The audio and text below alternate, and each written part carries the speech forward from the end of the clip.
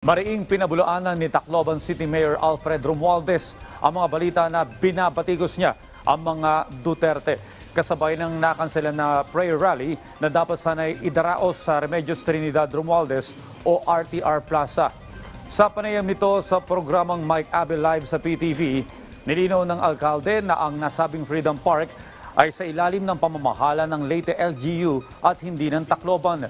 Git pa ng alkalde, maayos ang kanyang relasyon sa dating Pangulo maging sa pamilya nito at hindi niya kailanman para batikusin ang nakaraang administrasyon.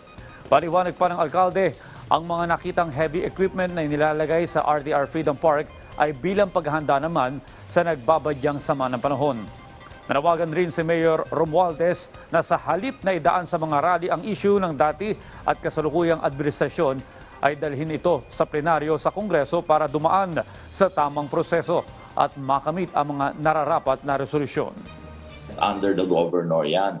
So, we do not have any say kung anong ilalagay mo dyan at anong hindi mo ilalagay dyan. I am just presuming that the provincial government put heavy equipment there, maybe in ready to respond to this bad weather, no? But I don't have any control with that. I want to make this clear. I never said na mga bastos o bastos sila. I did not say that and I will not do that.